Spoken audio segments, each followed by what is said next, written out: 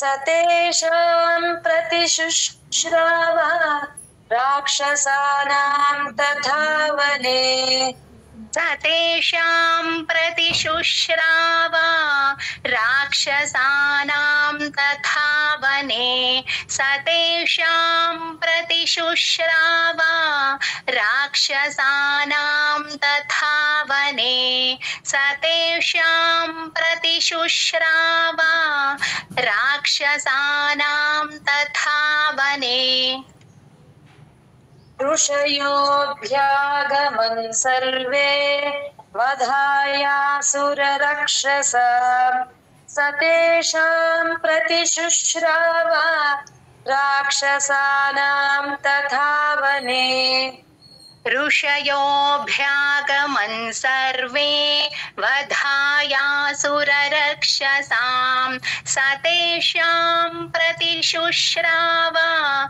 राक्षसानां तथा वने ऋषयोऽभ्यागमन् सर्वे वधायासुररक्षसां सतेषां प्रतिशुश्रावा राक्षसानां तथा वने राक्षसानां तथा वने राक्षसानां तथा वने ऋषयोऽभ्यागमन् सर्वे वधायासुररक्षसां सतेषां प्रतिशुश्रावा राक्षसानां तथा वने ऋषयोऽभ्यागमन् सर्वे वधायासुररक्षसां सतेषां प्रतिशुश्रावा राक्षसानां तथा वने ऋषयोऽभ्यागमन् सर्वे वधायासुररक्षसां सतेषां प्रतिशुश्रावा राक्षसानां तथा वने ऋषयोऽभ्यागमन् सर्वे वधायासुररक्षसां सतेषां प्रतिशुश्रावा राक्षसानां तथा वने ऋषयोऽभ्यागमन् सर्वे वधायासुररक्षसां सतेषां प्रतिशुश्रावा राक्षसानां तथा वने। जय गुरुदत्त।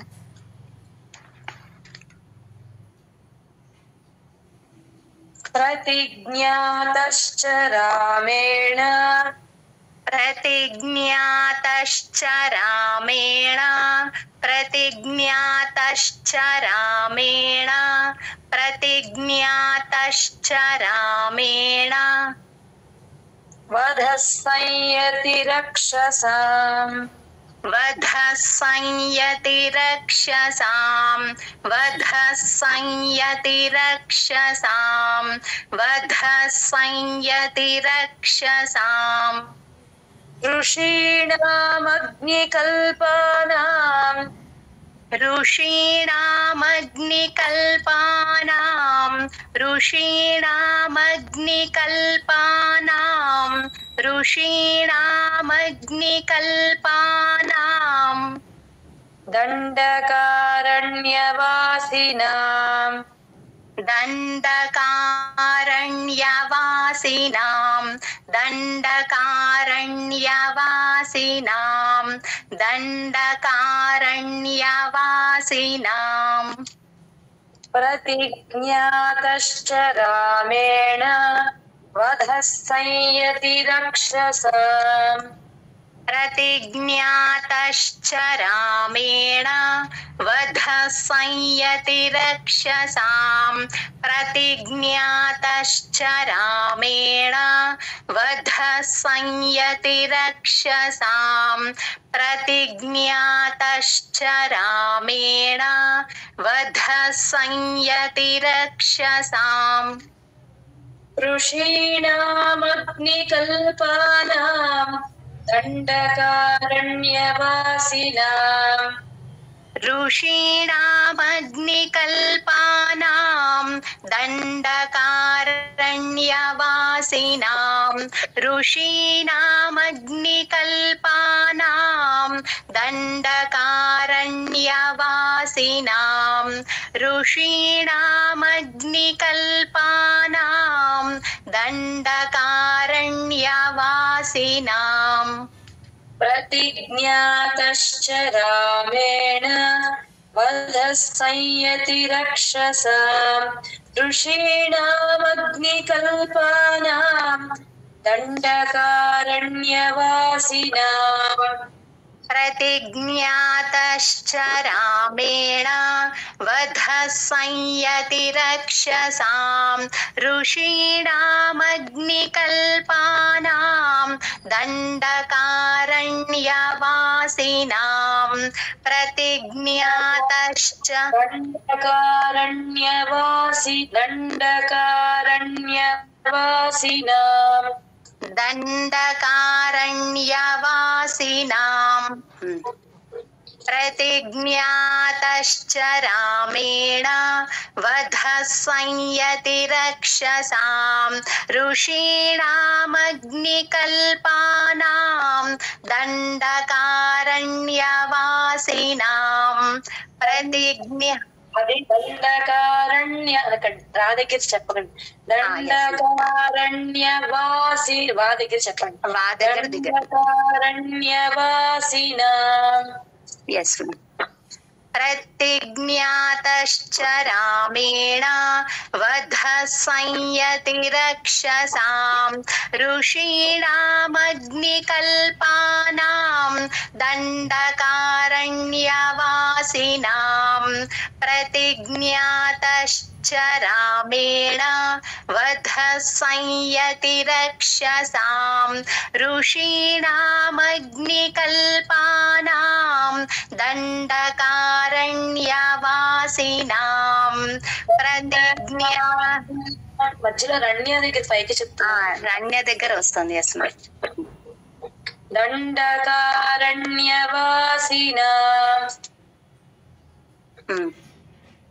दण्डकारण्यवासिनां प्रतिज्ञातश्च रामेण वधः संयतिरक्षसां ऋषीणामग्निकल्पानां दण्डकारण्यवासिनां प्रतिज्ञातश्च रामेण वधः संयति మీకు అక్కడ అలవాటు అయిపోయింది రెండు చోట్ల చెప్పకండి అప్పుడు రెండు చోట్ల చెప్తే అది తప్పు వస్తుంది వా దగ్గర చెప్పకండి అప్పుడు ఓకే మ్యామ్ प्रतिज्ञातश्च रामेण वधः संयतिरक्षसां ऋषीणामग्निकल्पानां दण्डकारण्यवासिनां जय गुरुदत्त అయిపోయిందండి yes ma'am 7 times అయింది తేన తత్రైవ వసతా तेन तत्रैव वसता तेन तत्रैव वसता तेन तत्रैव वसता जनस्थान निवासिनी जनस्थान निवासिनी जनस्थान निवासिनी जनस्थान निवासिनी विरूपिता शूर्पणखा विरूपिता शूर्पणखा विरूपिता शूर्पणखा विरूपिता शूर्पणखा राक्षसी कामरूपिणी राक्षसी कामरूपिणी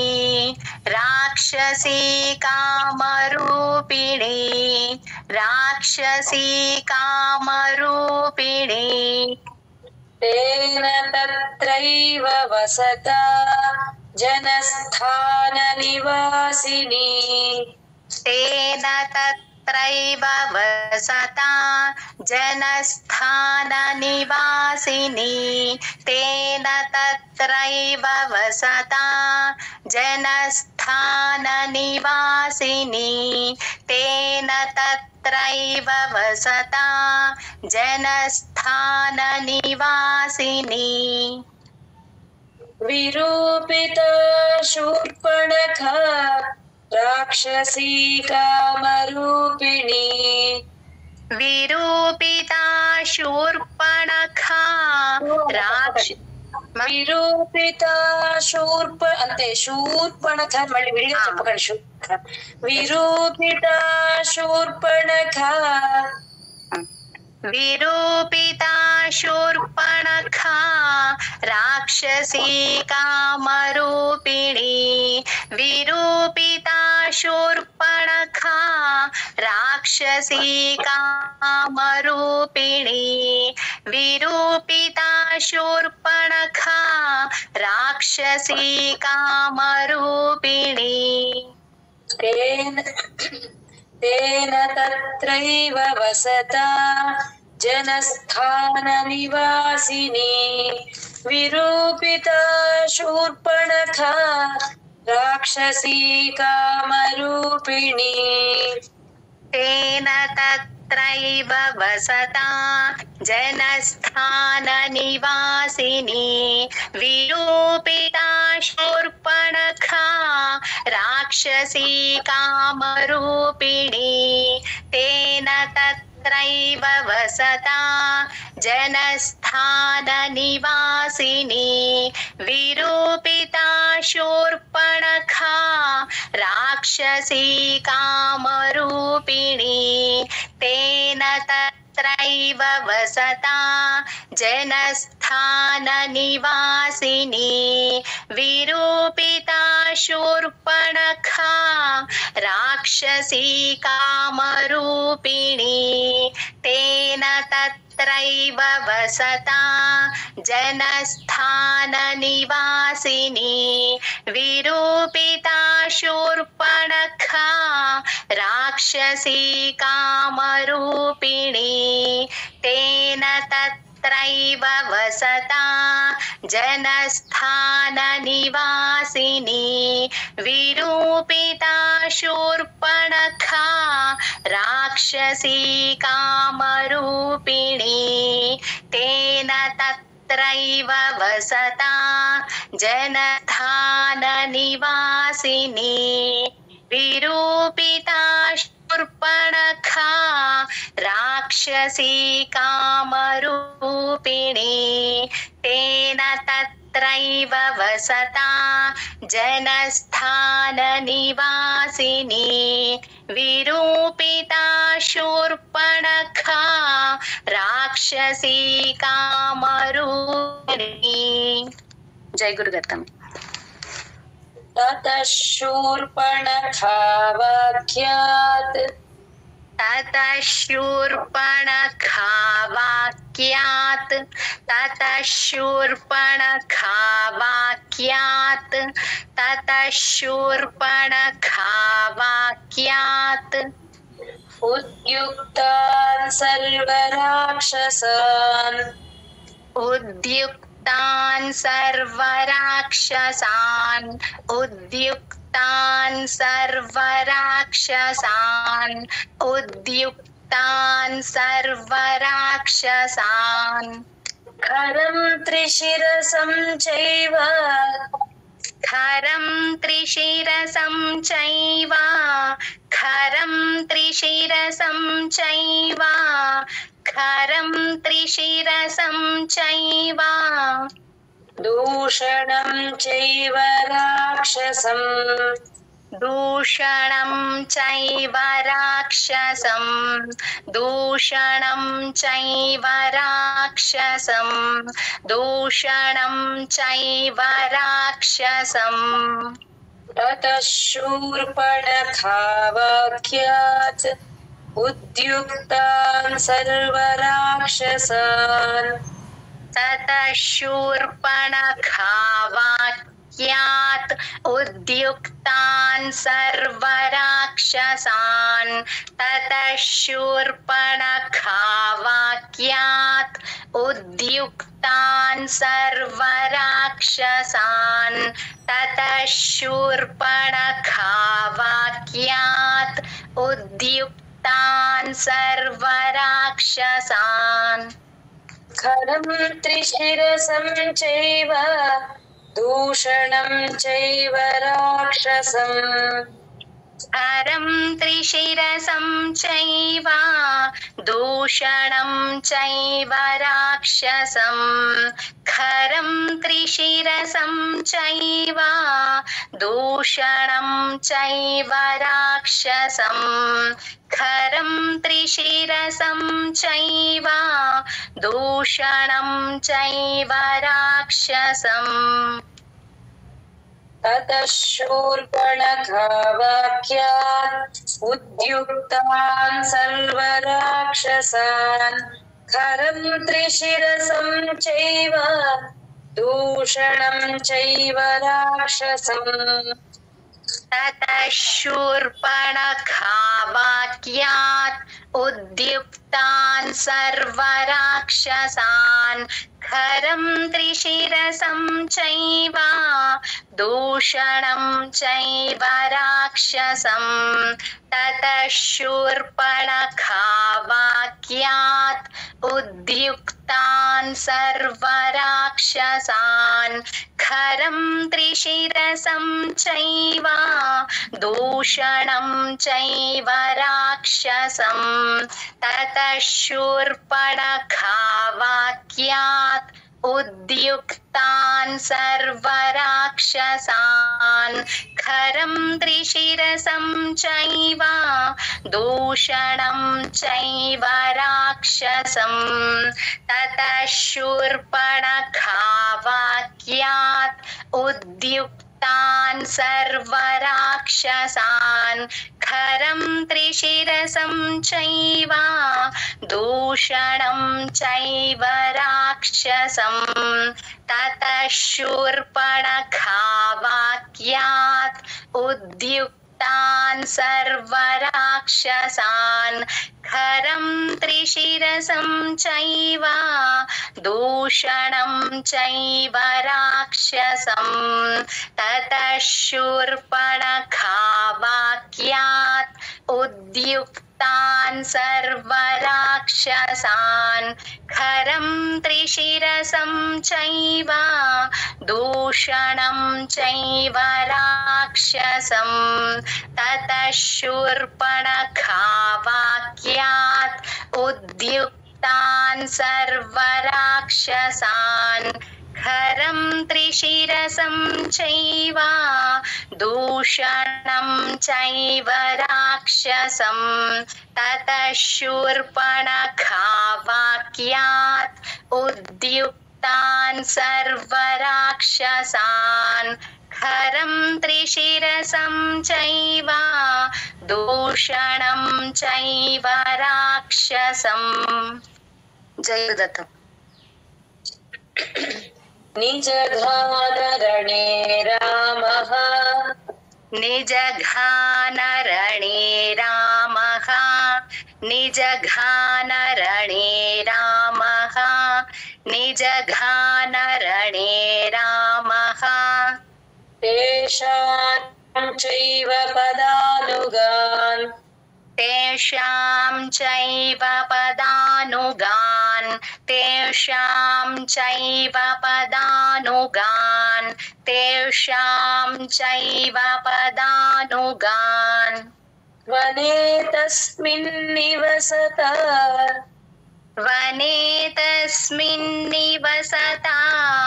वने तस्मिन् निवसता वने तस्मिन् निवसता जनस्थाननिवासिनां जनस्थाननिवासिनां जनस्थाननिवासिनां जनस्थाननिवासिनां निजघानरणे रामः तेषां चैव पदानुगान् निजघानरणे रामः तेषां चैव पदानुगान् निजघानरणे रामः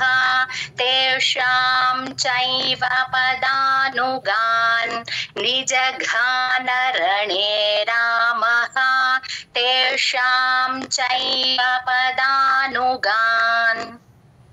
वने तस्मिन् निवसता जनस्थाननिवासिनां वने तस्मिन् निवसता जनस्थाननिवासिनां वने तस्मिन् निवसता जनस्थाननिवासिनां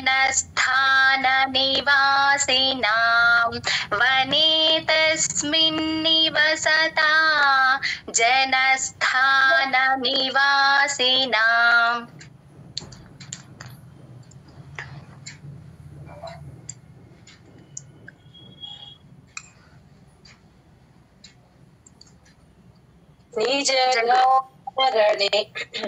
निजघानरणे रामः तेषां चैव पदानुगान् वने तस्मिन् निवसता जनस्थाननिवासिनाम् निजघानरणे रामः तेषां चैव पदानुगान् वने तस्मिन् निवसता जनस्थाननिवासिनां निजघानरणे रामः तेषां चैव पदानुगान् वने तस्मिन् निवसता जनस्थाननिवासिनां निजघानरणे रामः तेषां चैव पदानुगान् वने तस्मिन् निवसता जनस्थाननिवासिनां निजघानरणे रामः तेषां चैव पदानुगान् वने तस्मिन् निवसता जनस्थाननिवासिनां निजघानरणे रामः तेषां चैव पदानुगान् वने तस्मिन् निवसता जनस्थाननिवासिनां निजघानरणे रामः तेषां चैव पदानुगान् वने तस्मिन् निवसता जनस्थाननिवासिनां निजघानरणे रामः तेषां चैव पदानुगान् वने तस्मिन् निवसता जनस्थाननिवासिनां। जय गुरुदत्तम्। रक्षसां निहतान्यासन् रक्षतां निहतान्यासन् रक्षसां निहतान्यासन् रक्षसां निहतान्यासन् सहस्राणि चतुर्दश सहस्राणि चतुर्दश सहस्राणि चतुर्दश सहस्राणि चतुर्दश ततो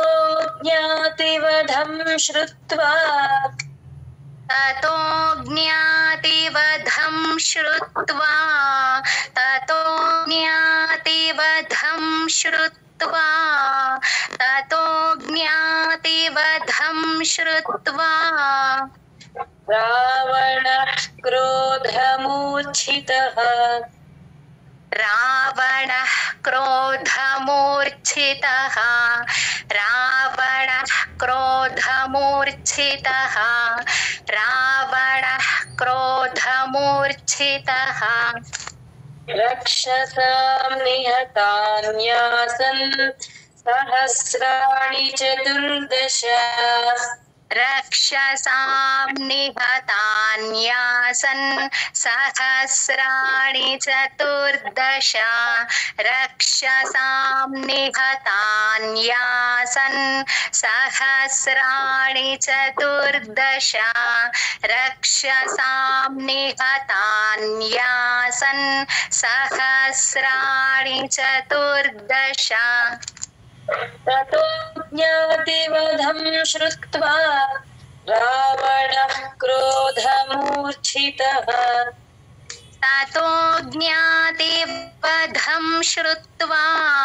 रावणः क्रोधमूर्छितः ततो ज्ञातिवधं श्रुत्वा रावणः क्रोधमूर्छितः ततो ज्ञातिवधं श्रुत्वा रावणः क्रोधमूर्छितः निहतान्यासन् सहस्राणि चतुर्दश ततो ज्ञातिवधं श्रुत्वा रावणः क्रोधमूर्छितः रक्षसां निहतान्यासन् सहस्राणि चतुर्दश ततो ज्ञातिवधं श्रुत्वा रावणः क्रोधमूर्छितः रक्षसां निहतान्यासन् सहस्राणि चतुर्दश सहस्राणि चतुर्दश ततो ज्ञातिवधं श्रुत्वा रावणः क्रोधमूर्छितः रक्षसां निहतान्यासन् सहस्राणि चतुर्दश ततो ज्ञातिवधं श्रुत्वा रावणः क्रोधमूर्छितः रक्षसां निहतान्यासन् सहस्राणि चतुर्दश ततो ज्ञातिवधं श्रुत्वा रावणः क्रोधमूर्छितः रक्षसां निहतान्यासन् सहस्राणि चतुर्दश ततो ज्ञातिवधं श्रुत्वा रावणः क्रोधमूर्छितः रक्षसां निहतान्यासन् सहस्राणि चतुर्दश ततो ज्ञातिवधं श्रुत्वा रावणः क्रोधमूर्छितः रक्षसां निहतान्यासन् सहस्राणि चतुर्दश ततो ज्ञातिवधं श्रुत्वा रावणः क्रोधमूर्छितः। जय गुरुदत्त। साहाय्यं वरयामास साहाय्यं वरयामास साहाय्यं वरयामास साहाय्यं वरयामास मारीचन्नाम राक्षसम् मारीचन्नाम राक्षसम् मारीचन्नाम राक्षसम् मारीचन्नाम राक्षसम् वार्यमाणः सुबहुशो वार्यमाणः सुबहुशो वार्यमाणः सुबहुशो वार्यमाणः सुबहुशो मारीचेन स रावणः मारीचेन स रावणः मारीचेन स रावणः मारीचेन स रावणः साहाय्यं वरयामास मारीचं नाम राक्षसम् सहायं वरयामास मारीचं नाम राक्षसं सहायं वरयामास मारीचं नाम राक्षसं सहायं वरयामास मारीचं नाम राक्षसं वार्यमाणस्सु बहुशो मारीचेन स रावणः वार्यमाणस्सु बहुशो मारीचेन स रावणः वार्यमाणस्सु बहुशो मारीचेन स रावणः वार्यमाणस्सु बहुशो मारीचेन स रावणः सहायं वरयामास मारीचं नाम राक्षसं वार्यमाणस्सु बहुशो मारीचेन स रावणः सहायं वरयामास मारीचं नाम राक्षसं वार्यमाणस्सु बहुशो मारीचेन स रावणः सहायं वरयामास मारीचं नाम राक्षसं वार्यमाणस्सु बहुशो मारीचेन स रावणः सहायं वरयामास मारीचं नाम राक्षसं वार्यमाणस्सु बहुशो मारीचेन स रावणः सहायं वरयामास मारीचं नाम राक्षसं वार्यमाणस्सु बहुशो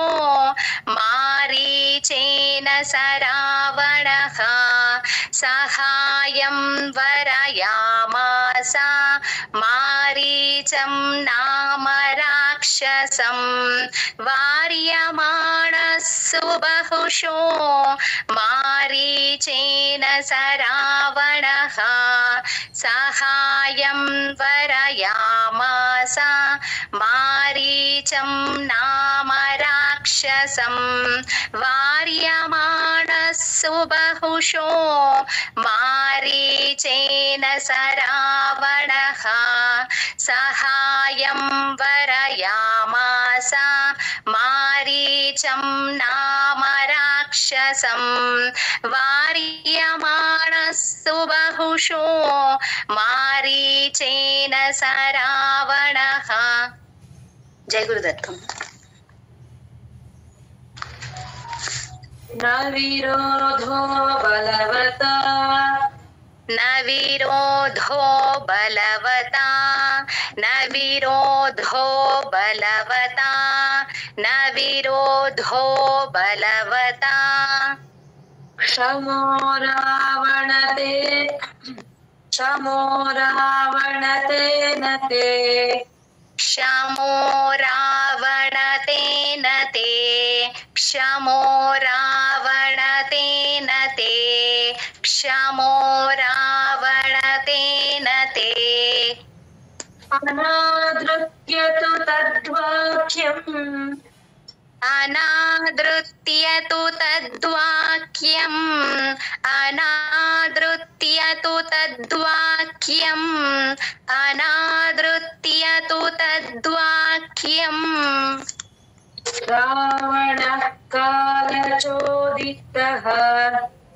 रावणः कालचोदितः रावणः कालचोदितः रावणः कालचोदितः न विरोधो बलवता क्षमो रावणतेन ते न विरोधो बलवता क्षमो रावणतेन ते न विरोधो बलवता क्षमो रावणतेन ते न विरोधो बलवता क्षमो रावणतेन ते अनाधृत्य तु तद्वाक्यम् रावणः कालचोदितः अनादृत्य तु तद्वाक्यं रावणः कालचोदितः अनादृत्य तु तद्वाक्यं रावणः कालचोदितः अनादृत्य तु तद्वाक्यं रावणः कालचोदितः न विरोधो बलवता क्षमो रावणतेन ते अनादृत्य तु तद्वाक्यम् रावणः कालचोदितः न विरोधो बलवता क्षमो रावणतेन ते अनादृत्य तु तद्वाक्यं रावणः कालचोदितः न विरोधो बलवता क्षमो रावणतेन ते अनादृत्य तु तद्वाक्यं रावणः कालचोदितः न विरोधो बलवता क्षमो रावणतेन ते अनादृत्य तु तद्वाक्यं रावणः कालचोदितः न विरोधो बलवता क्षमो रावणतेन ते अनादृत्य तु तद्वाक्यं रावणः कालचोदितः न विरोधो बलवता क्षमो रावणतेन ते अनादृत्य तु तद्वाक्यं रावणः कालचोदितः न विरोधो बलवता क्षमो रावणतेन ते अनादृत्य तु तद्वाक्यं रावणः कालचोदितः न विरोधो क्षमो रावणतेन ते अनादृत्य तु तद्वाक्यं रावणः कालचोदितः। जय गुरुदत्तम। जगामसः मारीचः जगामसः मारीचः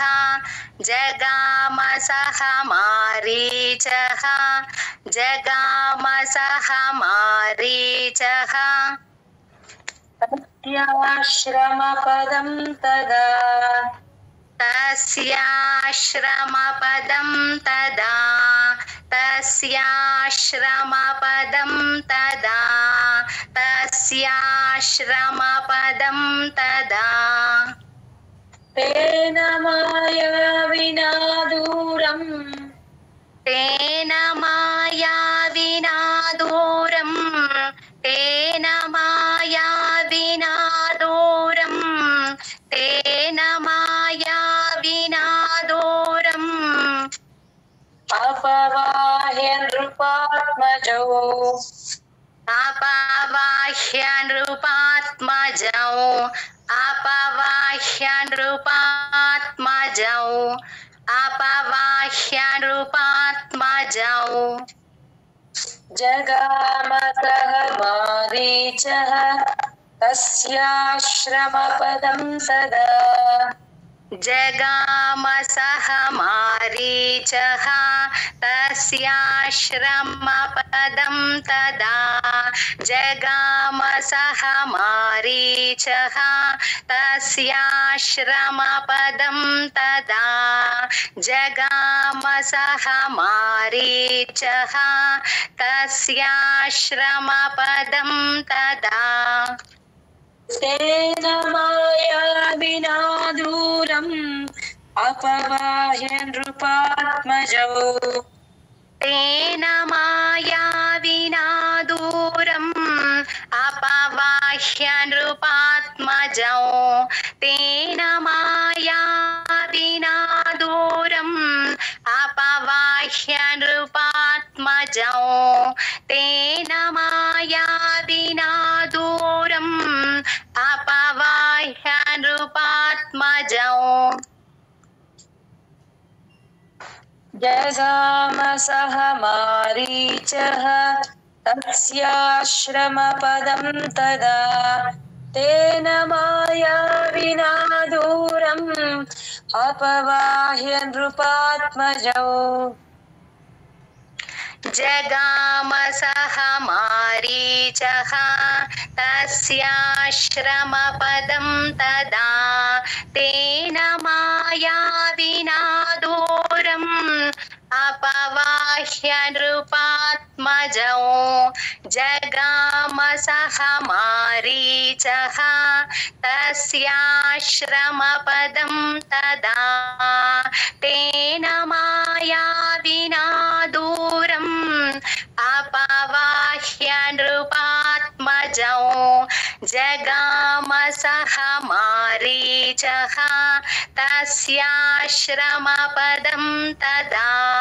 तेन मायाविना दूरम् अपवाह्य नृपात्मजौ जगाम सह मारीचः तस्याश्रमपदं तदा तेन मायाविना दूरम् अपवाह्य नृपात्मजौ जगाम सह मारीचः तस्याश्रमपदं तदा तेन मायाविना दूरम् अपवाह्य नृपात्मजौ जगाम सह मारीचः तस्याश्रमपदं तदा तेन मायाविना दूरम् अपवाह्य नृपात्मजौ जय गुरुदत्त जहार भार्यां रामस्य जहार भार्यां रामस्य जहार भार्यां रामस्य जहार भार्यां रामस्य गृध्रं हत्वा जटायुषम् गृध्वं हत्वा जटायुषं गृध्वं हत्वा जटायुषं गृध्वं हत्वा जटायुषं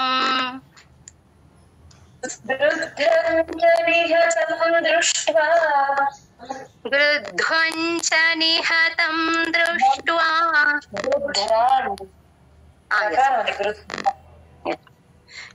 गृध्रं च निहतं दृष्ट्वा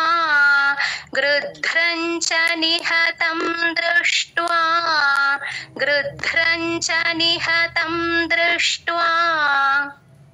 हृतां श्रुत्वा च मैथिलीं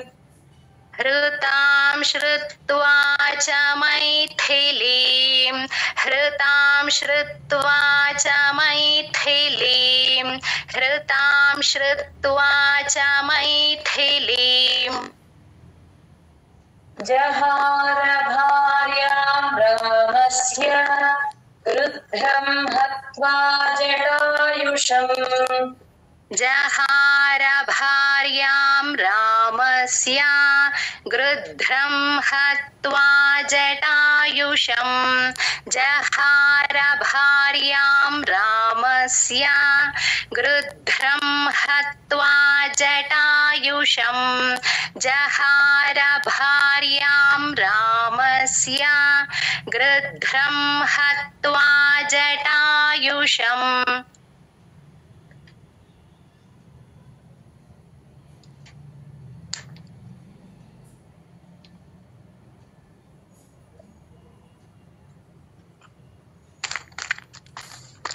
जय गुरुदत्त मैम।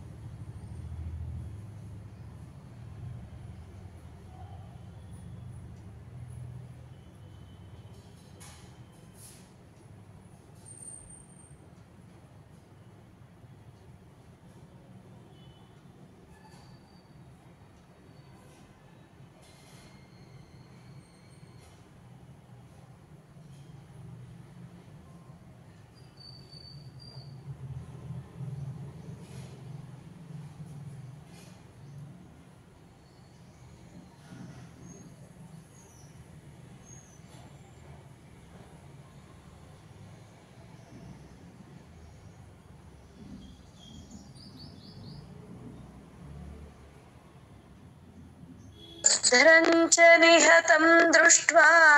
हृतां श्रुत्वा च मैथिलीं गृध्रं च निहतं दृष्ट्वा हृतां श्रुत्वा च मैथिलीं गृध्रं च निहतं दृष्ट्वा हृतां श्रुत्वा च मैथिलीं गृध्रं च निहतं दृष्ट्वा हृतां श्रुत्वा च मैथिलीं जहार भार्यां रामस्य गृध्रं हत्वा जटायुषं गृध्रं च निहतं दृष्ट्वा हृतां श्रुत्वा च मैथिलीं जहार भार्यां रामस्य गृध्रं हत्वा जटायुषं गृध्रं च निहतं दृष्ट्वा हृतां श्रुत्वा च मैथिलीं जहार भार्यां रामस्य गृध्रं हत्वा जटायुषं गृध्रं च निहतं दृष्ट्वा हृतां श्रुत्वा च मैथिलीं जहार भार्यां रामस्य गृध्रं हत्वा जटायुषं गृध्रं च निहतं दृष्ट्वा हृतां श्रुत्वा च मैथिलीं जहार भार्यां रामस्य गृध्रं हत्वा जटायुषं गृध्रं च निहतं दृष्ट्वा हृतां श्रुत्वा च मैथिलीं भार्यां रामस्य गृध्रं हत्वा जटायुषं गृध्रं च निहतं दृष्ट्वा हृतां श्रुत्वा च मैथिलीं जहार भार्यां रामस्य गृध्रं हत्वा जटायुषं गृध्रं च निहतं दृष्ट्वा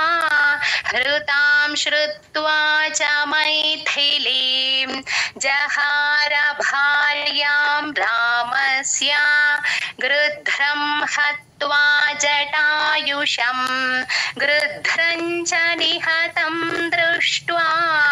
हृतां श्रुत्वा च मैथिलीं जहार भार्यां रामस्य गृध्रं हत्वा जटायुषं गृध्रं च निहतं दृष्ट्वा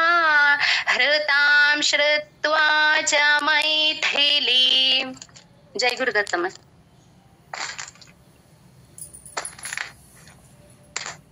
जय गुरुदत्त। ज्ञानानन्दमयं देवं निर्मलस्फटिकाकृतिम् आधारं सर्वविद्यानां हयग्रीवमुपास्महे।